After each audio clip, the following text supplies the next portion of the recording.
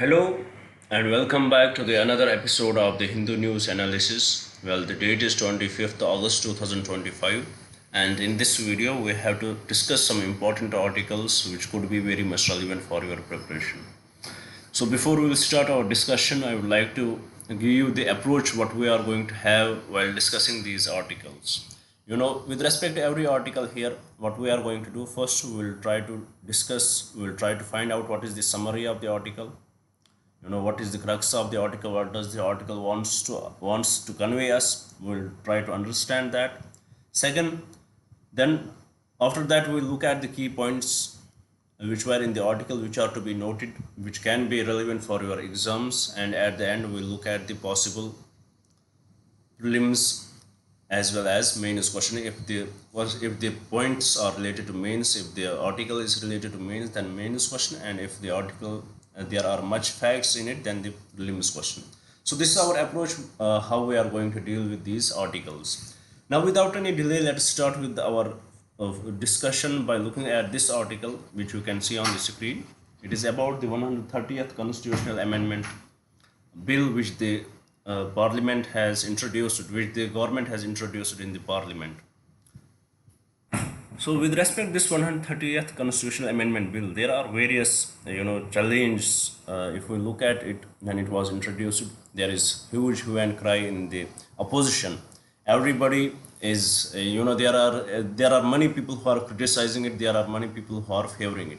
So let's see what was in the order. What does this bill what does it talk about?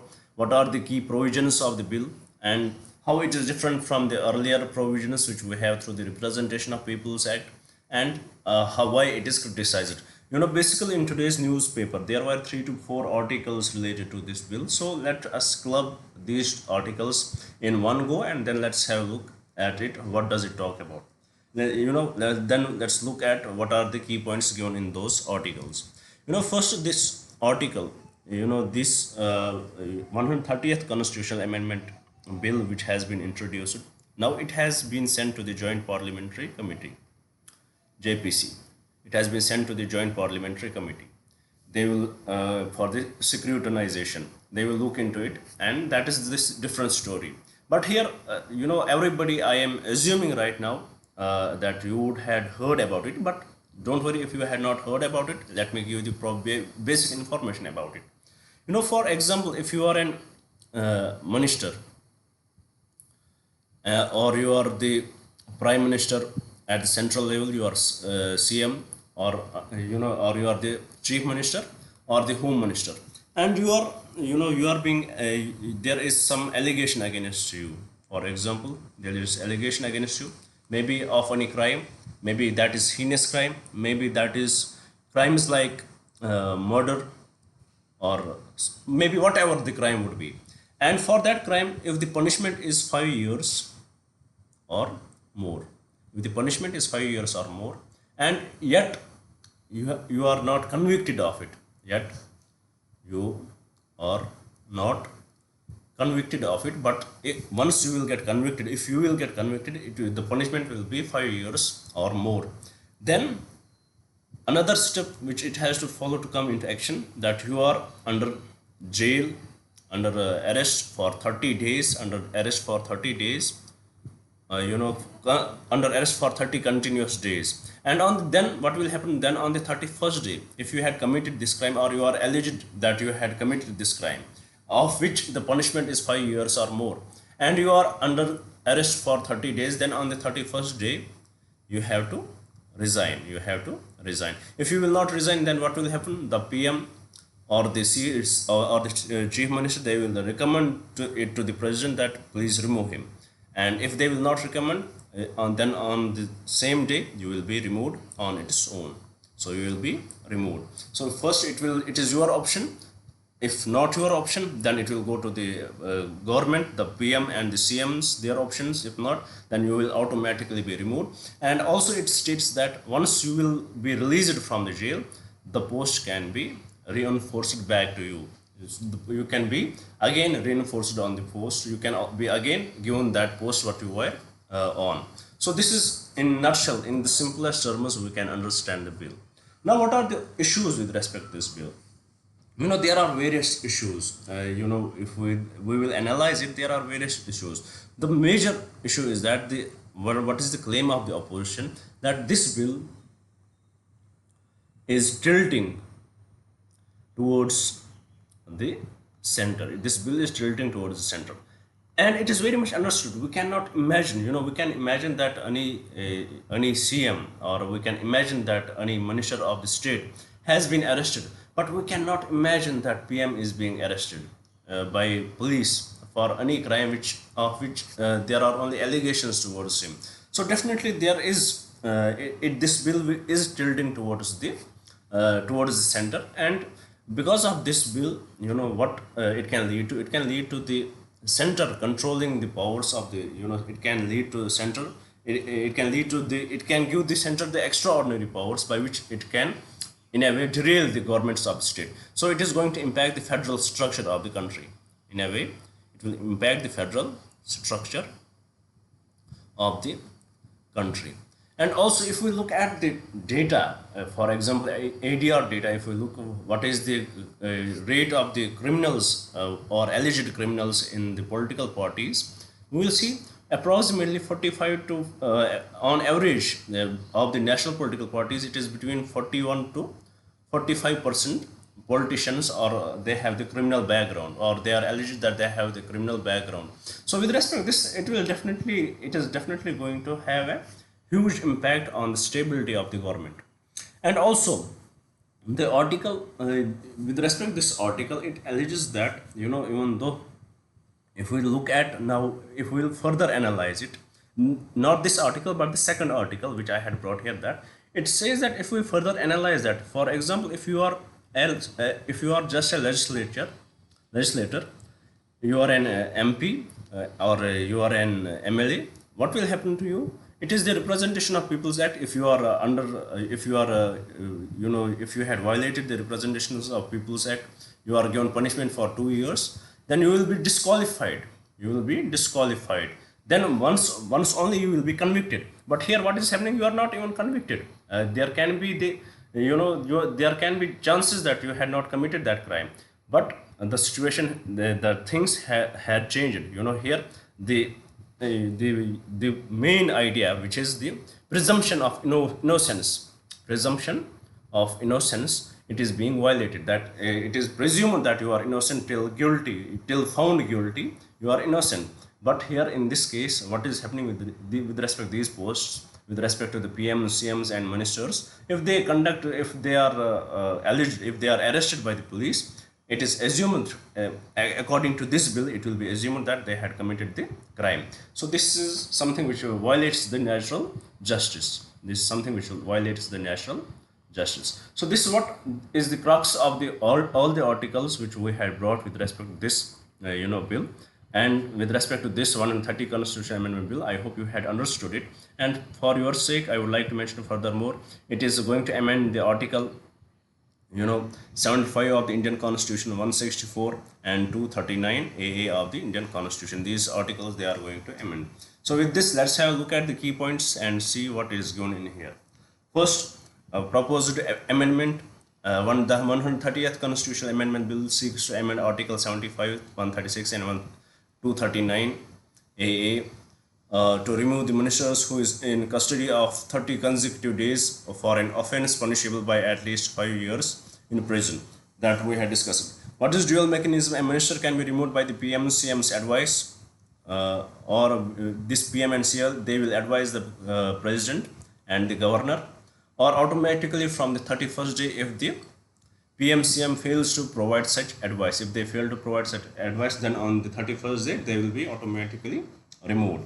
The PM and CM themselves must resign if they are held in custody for 30 consecutive days, that we know. Then what is the existing law versus the new law? The Representation of the People's Act 1951 disqualifies a legislator. Not only, there are various other bases also, but with respect to this, upon criminal conviction with a sentence of at least 2 years, the new bill, however, proposes removal based on mere detention. So the new bill is based on the removal based on the mere detention. Then the article notes the Supreme Court's ruling on the Lily Thomas case 2013. which struck down a provision that protected convicted legislators from immediate disqualification, which is section 8.4 of the Representations of People's Act. Then, what is the issues related? The bill's critiques highlight three main problems. It removes an elected official based on police action, not judicial conviction. That is one. It can be used to destabilize governments by giving the central government disproportionate power to target opposition ruled states. That's true. For example, ED will come in and they will take up the prime minister, the chief minister, or the any minister, and he will be automatically removed from it.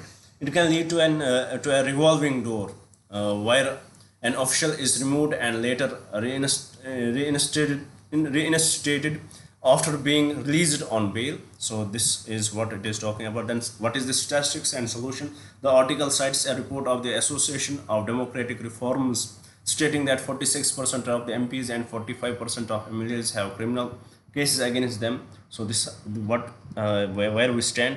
And here the courts had given the directives to the political parties that they should, why they are hiring these criminals, or we can say MPs with the or the legislators with the criminal past, or the politicians with the criminal past, to give the reasons for that. And the courts were very much clear that you should not give the reason that winnability is the reason because they are going to win the elections, that's why you are hiring them. That should not be the reason. Give reasons first, highlight that on 2 newspapers at least, and specify what are their records with respect to their criminal past. So specify everything in the newspapers. So this is what the article here talks about. Now let's have a look at what type of question can be asked in the article. Here the article says, with reference to the legal framework for disqualification of legislators and ministers in India, consider the following statement. The Representation of People's Act 1951 provides for the disqualification of a legislator upon conviction for certain criminal offences 100% upon conviction. That provides for, that is true. Then the Supreme Court's ruling in Lily Thomas versus Union of India upheld the provisions allowing convicted legislators to continue in office until their appeal is disposed of. That is untrue, because what you earlier used to be, there was section 8.4 of Representations of People's Act. What you will do, for example, if you are convicted by the district court, until then you will appeal in the high court. Until your appeal would be heard in the high court, you will not be disqualified. Then after high court, you will go to the Supreme Court. You will appeal there. Whatever options under law are available to you, you are allowed to be in the office, and we know what the legal system looks like in our country. But it, through the Lily Thomas versus Union of India, it was removed. It was made unconstitutional. Then what is the third? So second statement is correct. Incorrect. What is the third statement? The proposed Constitution 130th Amendment Bill 2025 extends the ground of disqualification for ministers to include mere detentions without conviction. That is true. So with respect to this question, the correct statement is statement 1 and statement 3 only. And from the code given below, the correct code would be option B. With this, I hope you had understood the article. You had understood what are the key points. We went beyond the article 2, and you had understood the question here. Now let's have a look at the second article. Again, basically it is the editorial, the new constitutional bill, the need for a balancing act. It talks about the same things what we had discussed. Let's have a look at, directly move to the key provisions so that there is no repetition. Exactly we had discussed this, but for your sake, for you guys, that you do need to go back and read these articles, I had brought it here. So here again, proposed bill, the Constitution 130th Amendment Bill 2025 aims to remove ministers, chief minister, prime minister if they are in custody for over 30 days, consecutive days for crimes punishable by 5 years or more. What are the constitutional flaws? The bill is criticized for potentially undermining the fundamental principle of presumption of innocence, which we discussed. That there it undermines the fundamental principle of presumption of innocence, that you are innocent till guilty, as it links removal to mere detention rather than conviction. Then what is the inconsistency? The article highlights an inconsistency between the proposed bill and the Representation of People's Act, which disqualifies lawmakers only upon conviction, while this disqualifies on the detention. This creates a paradoxical situation where a minister faces harsher consequences than a legislator. So minister who is much bigger post than the legislator, but the minister he faces the harsher consequences than the legislator. Then what does it further talk about? It talks about the politicization and instability. The bill's dual mechanism, which relies on both automatic removal and the executive discretion, could politicize the process and lead to cycles of resignations and reinstatements, causing political instability. And we can see more horse trading because of that. More horse trading because of that. Then it talks about the judicial precedent. The bill attempts to give legislative forum to judicial pronouncements from cases like Manoj Narula versus Union of India, which called for ethical standards in ministerial appointment. So this is what the articles talk about. Now let's have a look at what kind of mains question can be asked from this article. Here the question says, while the demand for a clean political class is a cornerstone of a healthy democracy, legislative actions to achieve this must not compromise fundamental principles of justice. So in this context, critically analyze the proposed constitutional amendment bill aimed at curbing criminalization in politics, discuss the potential legal and constitutional conflicts it may create, and suggest alternative. So in nutshell, discuss what we had discussed so far, right? Give it in a very best format possible, and it is in 150 or 250 words if you can. So please, if you want to get your answers checked, mail me on this mail address, salvation UPSC 136 @gmail.com. So this is my mail ID. If you want to get your answers checked, please do mail me on this mail ID. Or if it is not clear here, then go to the bio of this video, you will find the mail ID there. And also I would like to mention here, I would like to take a moment and want to introduce this initiative to you guys, so that if you are new to our channel, you will get more connected with us. Basically from 2nd June, we started an initiative here by the name Target IAS 2026. Under this initiative, I promised you that every day I will upload 2 videos mostly. One in the morning session, which is this video, where I will take care of your current affairs. Second, in the evening session, where I will take care of your static syllabus. From few days we are not uploading here because of some work I am in right now, because of some family work I am doing. So that's why I'm not able to upload the videos. But we are maybe from today we will again start to upload that. So here in the static syllabus, we had already started with Indian polity, which we had completed. You can see it on our platform. We had completed with the governance, and now we are discussing the ancient history. We started with history, and now currently we are discussing ancient history. Already we had discussed 6 classes of it. Today, maybe if I will be free, I will upload the 7th class. And here one thing I had promised you, that by the month of January 2026, we are going to complete your full syllabus. Whatever would be required for you to clear the exam, we will cover that, whether it is related to prelims or mains. The only exception is that we are not going to cover your optional subjects. That is the only exception. And one more thing, as we are delivering these lectures to you guys, at the same time we had prepared notes for you. Already the notes with respect to Indian polity and governance are available. And if you want to get access to it, what you have to do mail me on this mail ID, and you would be told to pay only 200 rupees. Ideally it should have costed more than 800 rupees, but as I had promised you, only 200, so 200 for you guys.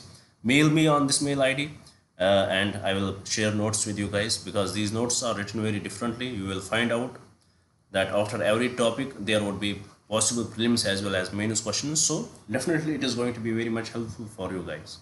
So if you want to be the part of it, please do join me, do subscribe the channel, do share it with your friends so that they may also get benefited from this initiative.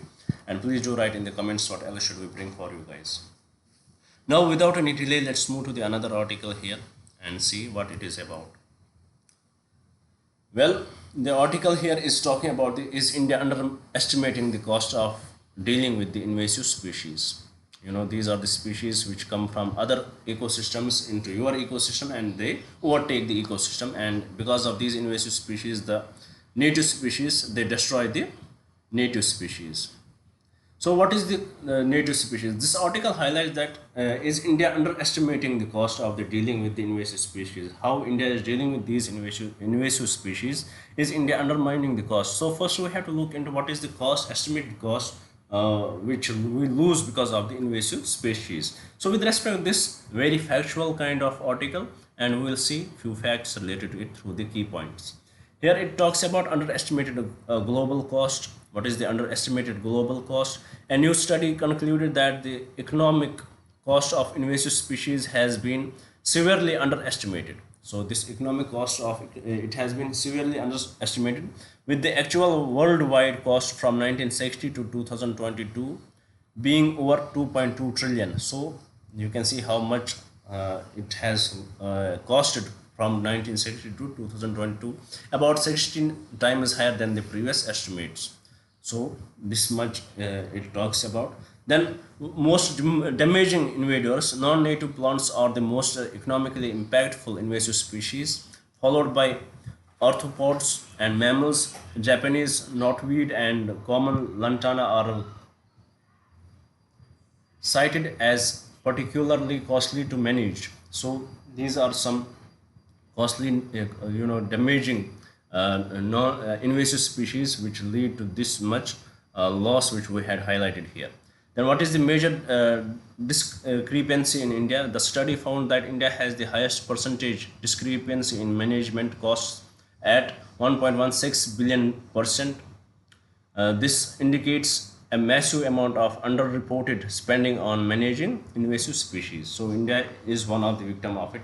Then what are the data gaps? The study points to a lack of centralized data systems, limited interagency coordination, and a potential recording bias as reasons for the underreported costs in developing economies like India. Then what is the global impact disparity? While Europe accounts for the highest, here please do note this point, Europe accounts for the highest potential impact in absolute terms, which is at 1.5 trillion. The study highlights that all assessed countries, including those in Asia and Africa, face significant economic burden. So definitely because of this invasive species, it has huge impact on the ecosystem of the countries. So this is what this article actually talks about. So with respect to this, let's have a look at what type of question can be asked from the article. Here the question says, with reference to invasive alien species in India, consider the following statements. Non-native plants are the most economically cost groups of invasive species. That is true. Then the management cost for invasive species is believed to be significantly underreported in India. That's also true. Then third, Lantana camara is an invasive plant species that has spread widely across Indian forests. That is also true. So with respect to this question, all the three statements are correct. And from the code given below, the correct code is option D. With this, let's move to the another article and have a look at it. What does it talk about? Well, it talks about India-China plan to resume trade via Shipki law. They are going to resume trade Shipki law in Himachal. It was closed since the COVID-19 because of the Galwan clashes between India and China. So it was closed since COVID-19. Now, as the relations are growing between India and China, we are seeing that they had decided to to resume the trade via Shipki law, and various other trade routes there are also under the discussion. So with respect to this, let's see what are the key points. Here first, it talks about the resumption of the trade. China has agreed in principle to report the Shipki law trade route during its foreign minister Wang Wei's recent visit to India, as he was in India and they had agreed to reopen the Shipki law trade route. Then what is the wider discussion? India's external affairs minister S. Jaishankar confirmed that the union government is also in discussion to resume trade through Lipu Lake, Uttarakhand, and then Nathula, Sikkim. So please do note that Lipu Lake, Uttarakhand, these are the key points, and Nathula in Sikkim. So they are also discussing on it. The Indian government and the Chinese government, they are also discussing on reopening, resuming these trade routes too. Then we also knew that Kailash Mansarovar Yatra, a positive response has been received on adding Shivkila as an additional route for the Kailash Mansarovar Yatra, which has already resumed through the other two passes after a 5 years gap. We also saw that with respect to this, the improving the relation between India and China. We had seen how Kailash Mansarovar Yatra, which was done after 5 years, it resumed, and with respect to that, this Shivkila is also the additional route for the Kailash Mansarovar Yatra, and there is working going on with respect to that too. Then what was the reason for suspension? Trade through these passes was suspended in 2020 due to COVID-19 pandemic, and majorly because of the clashes between India and China. Then what is the state level initiative? The Himachal Pradesh government is credited with taking the initiative to urge the union government to revive the historic Indo-Tibetan trade route. So it was credited to the Himachal Pradesh government. So this is about the trade routes, and this talks about the correct direction which India and China are going through. As we are ready to change, we are ready to commingle, we are ready to coexist, and that is what is good for our economy. That's what is good for Indians. That's what is good for the Indian subcontinent. And our relationship with China would always be remain high if it is on the good terms. So with respect to this, let's have a look at what kind of question can be asked from it. Here the question says, with reference to the Himalayan mountain passes, consider the following pairs. Shivkila, it is not in Sikkim, but it is in Himachal, so it is wrong. Lipul Lake, Uttarakhand, that is true. Nathula, it is in Sikkim, it is also incorrect. So with respect to this question, only the statement which is correct is option B. With this, let's move to the another slide and let's have a look at it. As the article talks about, Nepal joined this India-led initiative to protect 7 species of big cats. What is this protective? What is this initiative? The initiative is the International Big Cat Alliance. Nepal has joined the International Big Cat Alliance. With respect to International Big Cat Alliance, there are more than 90 countries now which are part of it, and India was the founder of the International Big Cat Alliance. So with respect to this, let's have a look at the key points. First, Nepal joins IBCA. A question about it can be directly asked in the exam, which is the recent addition to the IBCA. So you need to know it is Nepal. It has formally signed the framework agreement to join the India-led International Big Cat Alliance. Alliance member, the IBCA is a coalition of over 90 countries with a shared interest in big cat conservation. Big cat species, the alliance focuses on the conservation of several big cat species. What are these species? It is tiger, it is lion, it is leopard, it is snow leopard, it is cheetah, it is jaguar, and it is puma. So please do note down what are these species. It can be asked in the prelims exam.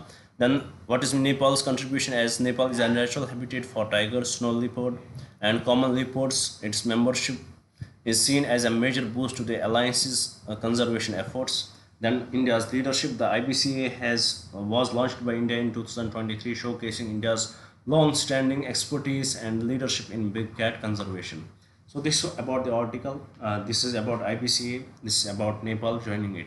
Now with respect to this, let's see what kind of question can be asked in the exam. Here the question says, with reference to the International Big Cat Alliance, consider the following statements. First, the alliance focuses on the conservation of 9 species of big cats found across the globe. Not 9, it is 7 actually, so it is incorrect. Second, it is an initiative primarily led by the United Nations Environment Program. No, it is also incorrect. A major objective of the alliance is to facilitate a common platform for countries to share expertise and resources for conservation. That is true. So with respect to this question, the correct statement is option 3 only, and from the code given below, the correct code would be option B, that is 3 only. With this, I hope you had understood this question as well. Now let's move to the last article of today's discussion. Let's see what does it talk about. Well, here the article, it's a good news for India and for us. It says DRDO successfully conducts maiden test of indigenous integrated air defense system. So indigenous integrated air defense system. So DRDO has successfully conducted this maiden test of indigenous integrated air defense system. With respect to air defense system, we are very much aware of the S-400s, how helpful they were during the Operation Sindoor. So with respect to that, we had developed this program. Earlier, basically, before that, we had started to develop these programs, and we are, on the eve of independence, we talked about the Sudarsha Chakra, that how we will develop these indigenous programs with respect to the air defense system. So with respect to this, we had now conducted successfully maiden test of it, and let's have a look at key aspects of this. What are the facts which we need to know? First, maiden flight test. The DRDO conducted the first ever flight test of the integrated air defense weapon system. Please do note that integrated air defense weapon system, marking a major milestone for indigenous defense technology in India. It is a multi-layered system. The indigenous integrated air defense weapon system is a comprehensive system combining three key indigenous weapons. So it has three key indigenous weapons. What are these? It is it is Q or SAM, which is quick reaction surface to air missile, which is quick reaction surface to air missile. Quick reaction surface to air missile. Then we have the advanced very short range air defense system, VSHORADS, which is advanced short range air defense system, and high powered laser DEW, which is directed energy weapon.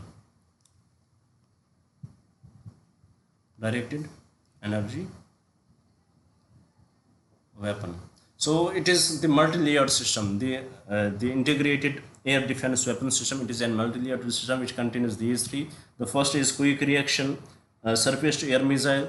Second, we have the advanced very short range air defense system and the directed energy weapon. Then it has what is the technicality? It has the simultaneous engagement. The system successfully engaged and destroyed three different aerial targets simultaneously, demonstrating its capabilities to handle multi-threats at once.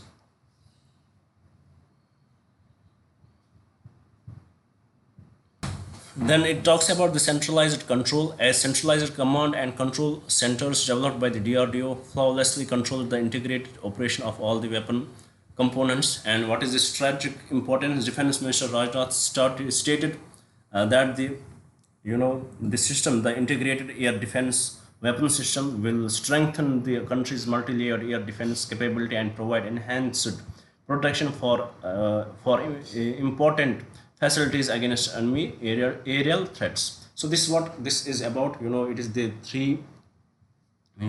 It is a comprehensive system combining three key indigenous weapons. So it has three key indigenous weapons. First is quick reaction surface to air missile. Then it is advanced very short range air defense system and directed energy weapon. So these are the important features of this. Now with respect to this, let's have a look at what type of question can be asked in the exam. Here the question says, which of the following components are part of the India's newly tested integrated air defense weapon system? Quick reaction surface to air missile, directed energy weapon, and advanced very short range air defense system. It is incorrect. So with respect to this, we had completed our today's discussion. I hope you would like it. I hope you would share it with your friends, and definitely I hope you would subscribe the channel. Thank you for staying with me. Thank you very much, and have a nice day.